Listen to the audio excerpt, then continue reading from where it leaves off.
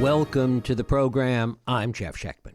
Clausewitz said that diplomacy was simply war by other means. During the Cold War, that diplomacy took many forms. From Richard Nixon showing Khrushchev around an American kitchen to ping-pong diplomacy with the Chinese. A little-known form of diplomacy was the role that arts played in the Cold War, particularly the realm of dance, in the hands of one of its great practitioners, the legendary Martha Graham. Although Graham claimed she was not political, her company and her work were a real part of America's Cold War propaganda apparatus. We're going to talk about that today with my guest, Victoria Phillips. She specializes in Cold War history, cultural diplomacy, and international relations. Her articles have appeared in numerous publications, including the New York Times, Dance Chronicle, and Dance Research Journal. She has curated several exhibits on dance and politics in Europe and Washington. And before her academic career, she was a dancer and a portfolio manager on Wall Street. It is my pleasure to welcome Victoria Phillips here to talk about her new book, Martha Graham's Cold War, The Dance of American Diplomacy. Victoria, thanks so much for joining us. Thank you, Jeff, for having me. Well, it's great to have you here. For our listeners that may not know exactly or sort of, talk a little bit about who Martha Graham was, first of all. Martha Graham can best be defined as a 20th century giant. Often forgotten, she was equated with the likes of Einstein in science, Picasso in art, and Gandhi in human relations and understanding by philosophers at the time. Now that we're in the 21st century, she has been forgotten in that group by many. She was a genius of modernist dance, and her early attempts were to strip down a narrative into its human essence, so that a work about grief, such as her Lamentation, would be something that could be experienced by anyone watching the work. Why do you think that she has been forgotten in that pantheon of names that you mentioned? Why has she fallen away? I think modern dance has fallen away as a genre. So along with names like Jose Limon, Martha Graham, and others, Alwyn Nicolai is another wonderful example of a company that toured extensively. Merce Cunningham, of course, retired his company when he passed away. In a sense, it's the problem of modernism itself was it was built on the idea of the individual, which of course is what made it very valuable as American propaganda, as a nation built on individuals and the power of the individual. And thus we noticed that all the names of the companies were named for people. And those people, unfortunately, pass away. And companies such as Alvin Ailey and Paul Taylor have been able to use their names and redefine them after the loss of the founder. And Martha Graham, of course, is attempting to do the same. So there is an implicit problem with modernism based on the idea of the individual. And tell us a little bit about how she was roped into being a kind of Cold War diplomat through her art, through her work. It's an interesting push me, pull you. So she developed this work, I don't believe, with the government in mind. So in 1930, when she made Lamentation, there was no thought that one would tour for the State Department in isolationist days. However, she, as time went on, it became clear that there would be State Department and other government funding for the arts, particularly under Roosevelt. She was the first modern dancer to perform in Roosevelt's White House in the State Department dining room for a select few, and she performed Frontier, the tale of an American pioneering woman who looks out over the horizon and sees great things, which of course is perfect in the time of the Depression. It was for an elite group who would understand modernism, and her legs swept so high it almost touched the chandelier. This was an invitation by Eleanor Roosevelt, and we see again and again Graham's connection to the White House, either through the president himself or oftentimes the First Lady. Eleanor Roosevelt, Jackie Kennedy Onassis, Betty Ford, and then she had alliances with some of the men, particularly Ronald Reagan. So she had this ability to speak with elite members of society. And yet she went out of her way, it seemed, time and again to talk about how non-political she was. That's absolutely correct. And this is the paradox of propaganda, in a sense, in the Cold War, and why modern art was such a brilliant piece of propaganda. If the United States was tapping into the hearts and minds of mankind, a universal idea of freedom that happens to be attached to democracy and capitalism, the art of modernism does exactly what the beginning of that sentence would say: hearts and minds of mankind, a universal feeling, say, with lamentation in her tale of grief. So the United States can take this and say, we're not speaking about anything other than the human essential experience, which is defined by freedom. So her art can go out as apolitical, and she must proclaim that it's apolitical, yet embedded in this apolitical message is a clear propaganda message. And talk a little bit about what that message was. What was the way in which American ideas, American values were inculcated in her work and in what she was putting on around the world?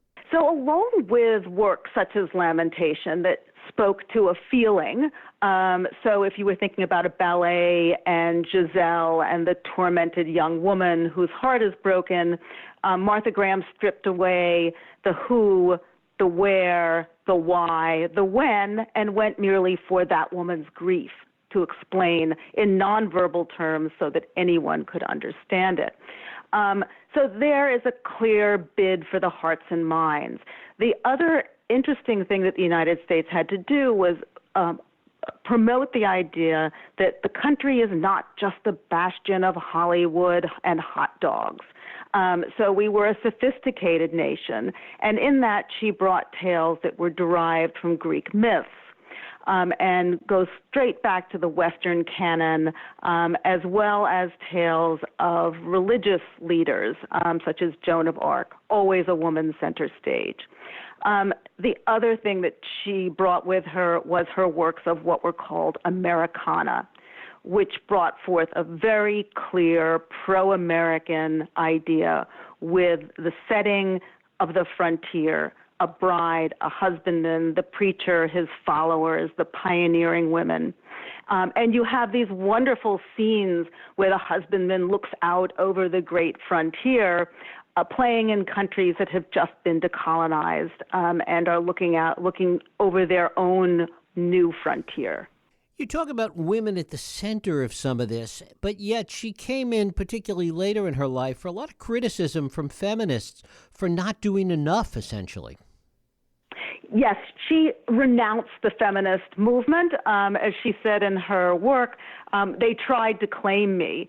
And again, my sense is that this was in a bid to keep herself out of political movements. And I think we have to remember that at that time, there were many different strains of politics going on with the feminist movement. Recently, we've seen tales of Phyllis Schlafly and the conservatives. She did not want to place herself between the conservative and the liberal movement. And of course, here you can see it. She performed for John F. Kennedy, and she performed for Ronald Reagan on tour. So it was very important for her not to attach herself to a political movement. People have claimed she behaved like a feminist. She ran a company. She was the fundraiser. She was the manager. She trained the dancers. She was the choreographer. As she herself said, center stage is wherever I am. However, she did not want to promote herself as part of a movement. What impact, from a diplomatic perspective, did her work have, either as part of the Cold War or just her touring in Europe and Japan, etc.? you can see in the early years, particularly, her work had a huge impact. There was something called trickle-down diplomacy, which I love, or it was called the cocktail circuit of diplomacy. And in the early years of the Cold War, the 1950s, she played to elites and was very, very effective with those people, and also with audiences at large, and with lecture demonstrations when she described her technique. And there was a sense, if Secretary of State Dulles came in and talked about nuclear response, limited nuclear response, as he would, she would come in and what they called soothe internal mayhem. There was an opera that used lyrics. When they sensed internal mayhem, they sent out Martha Graham. That's what we call cultural exchange.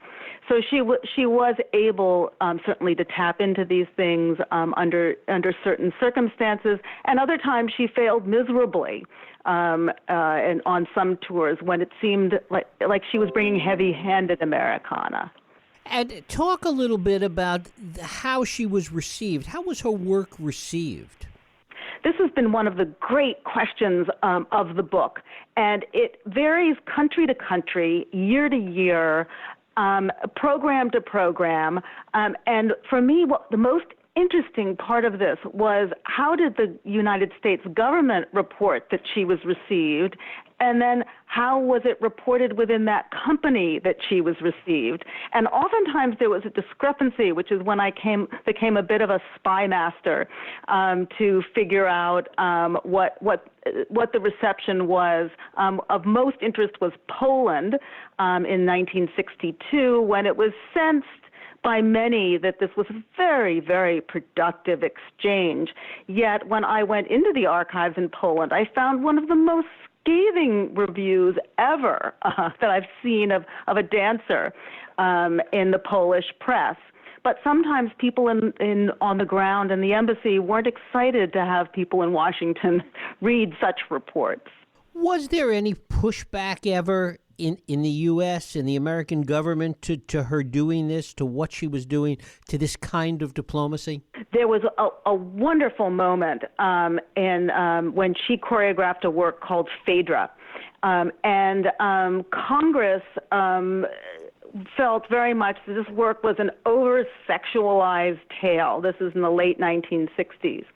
And the State Department understood it as a work of modernism, which is oftentimes has sexual overtones. And there was a huge ruckus within the United States about whether the United States should be funding Graham's diplomacy, which included some fairly heavily sexual moments between characters, which was understood as modernism by the elites, or a part of modernism. And there were wonderful clashes in which local papers in smaller towns said that if we send out barefoot dancers, the rest of the world will think we wander around barefoot. And there were many arguments about who understood Greek myths and who did not. And really these arguments date from the beginning of diplomacy, even before, between Congress and the State Department. And how did she respond to essentially political criticism of her work? She was wonderful.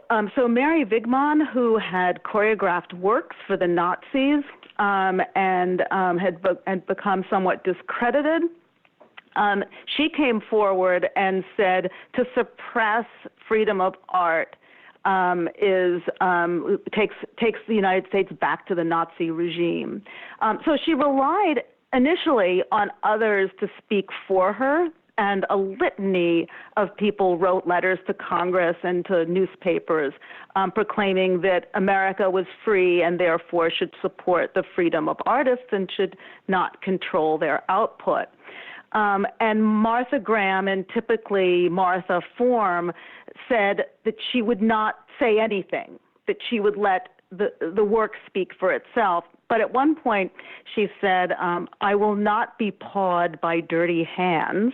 And unfortunately, she was on a State Department tour when she criticized the government. And indeed, that was the beginning of the end of State Department tours for some time. Did she see herself in competition with any other kind of artistic diplomacy that was going on at the time? I think she went along with many other people. For example, she traveled with two planes, one plane for dancers, another plane for sets and costumes. In the plane for dancers, one dancer remembers that they often toured with an integrated tennis team. Now, this is fascinating because in the United States, we did not have racially integrated tennis teams, yet we were sending this team out as propaganda. So issues like that, of course, are very interesting. So if it was a sports event or something of the kind, I think she well understood the power of the collaborative presentation of the United States and herself as part of that.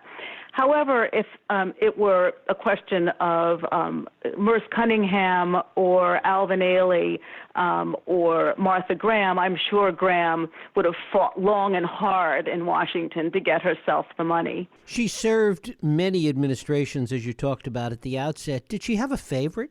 It's not clear. What is completely clear is that she very much did not like Richard Nixon, to the point that she claimed she had never worked with him. He offered her the Medal of Freedom, which she declined, which I thought was very interesting and quite brave. She had deep concerns when it was offered to her about Agnew and the vice president and his corrupt dealings. Of course, at that point, we didn't know about Watergate. And then she went on tour and left several weeks after Nixon resigned, claiming that she had never worked for Richard Nixon's administration. Well, of course, this can't be true because you can't plan a 6-week tour of Asia in a few weeks under Ford. And as it turns out, her contact within the Nixon administration was Henry Kissinger. And I found numerous memos from Kissinger about Martha Graham. And Kissinger, of course, stayed with the Ford administration. And then Ford offered her the Medal of Freedom. So now we see this lovely picture of Graham taking the award from President Ford. And indeed, Betty Ford had trained with Martha Graham as a young woman. So there was a very intimate connection with the White House under Ford. And what do you think that her legacy will ultimately be in terms of the totality of these diplomatic efforts? I hope her legacy will be, it works. I would love to see more touring and people-to-people exchange as a rigorous part of our diplomatic program, from libraries to language classes to plays and orchestras and dance. I think that exchange and the power of exchange that cannot be measured in quantitative terms, that must be relied on as something good and lasting, I hope that becomes her legacy. It's interesting to see the Chinese doing something similar with Shen Yun and other similar efforts. Exactly. The Chinese dance company and also the wonderful work that was done for the Olympics. These are, beautiful shows, and of course, it's nonverbal, so everyone understands it. We don't need a common language to understand its beauty.